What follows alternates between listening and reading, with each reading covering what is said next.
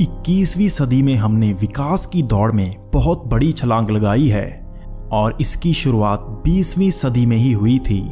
अंतरिक्ष को जानने की इच्छा तो इंसानी सभ्यता में पहले से रही है, लेकिन 20वीं सदी में हम अंतरिक्ष में पहुंच भी पाए। अगर हम कहें कि अंतरिक्ष में हमारी अब तक की सबसे बड़ी सफलता चांद पर इंसान को भेजना है, तो ये गलत नहीं होगा।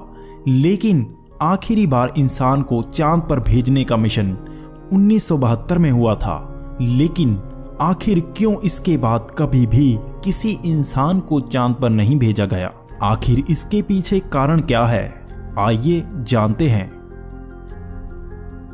दरअसल पहली बार इंसानों द्वारा बनाई कोई चीज साल 1959 में चांद पर पहुंची और इसे सोवियत यूनियन द्वारा बनाया गया था। तभी से अमेरिका और सोवियत यूनियन में दौड़ लग गई अंतरिक्ष में अपने पैर पसारने की। लेकिन 20 जुलाई 1969 को पहली बार नासा ने एक इंसान को चांद पर भेजा। उसके बाद साल 1972 तक 6 मैन्ड मून लैंडिंग्स कराई गई। लेकिन इसके बाद अब तक कभी भी दोबारा इंसान को चांद पर नहीं भेजा गया। लगभग 46 साल पहले आखिरी बार इंसान को चांद पर भेजा गया था, जिसमें जो स्मार्ट कंप्यूटर लगा था उससे ज्यादा शक्तिशाली कंप्यूटर तो अब आपके हाथ में ही है, यानी कि आपका मोबाइल। उस वक्त जो तस्वीरें सतह पर ली गई वो भी हाई क्वालिटी की नहीं थी, तो अब दोबारा क्यों किसी इंसान को चांद पर नहीं भेजा जाता? दरअसल इस पर भी कई कॉन्स्पिरेसी थ्योरी सामने आ रही हैं।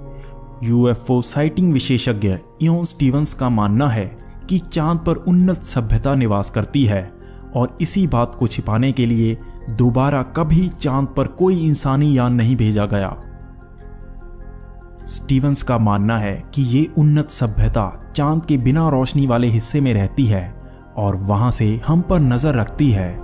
नासा ने उनके साथ संपर्क बना लिया था, इसीलिए हम सबसे छिपाने के लिए दोबारा मैन्ड मून लैंडिंग नहीं की गई। पूर्व नासा कर्मचारी डोना हेयर का कहना है कि ये सच है कि चांद पर बिना रोशनी वाली जगह पर एलियन सभ्यता बसती है। इस बात को नासा द्वारा ही छिपाया जा रहा है। इस मुद्दे पर नासा के कर्मचारियों को भी बात नहीं करने दी जाती। उनका कहना था कि आखिरी मैन्ड मून लैंडिंग के समय अंतरिक्ष यात्रियों के पास 3 उड़न तस्तरियां भी आई थी, जिसकी फुटेज को बाद में मिटा दिया गया। डोना हेयर की इस इंटरव्यू से हर तरफ हड़बड़ी मच गई। जबकि एक और कॉन्स्पिरेसी थ्योरी के अनुसार चांद पर कभी किसी इंसान ने पैर रखा ही नहीं। ये सब नासा का एक झूठ था। सोवियत यूनियन के अंतरिक्ष में पहुंचने के बाद नासा पिछड़ रही थी और इसी से बचने के लिए उन्होंने एक झूठ गढ़ा। इस थ्योरी का कई और विशेषज्ञों ने भी समर्थन किया है और उनका भी मानना है कि उस समय की तकनीक से ऐसा संभव ही नहीं था। दरअसल चांद की ग्रेविटी पृथ्वी से 6 गुना कम है, यानी 60 किलोग्राम वजनी चीज चांद पर सिर्फ 10 किलोग्राम महसूस होगी। लेकिन फिर भी हम यहां से चांद पर इंसान पहुंचाने में इतनी मेहनत लगाते हैं और चांद से दोबारा धरती पर पहुंचने में भी काफी ईंधन लगता, और ऐसी क्षमता उस समय नासा के पास नहीं थी।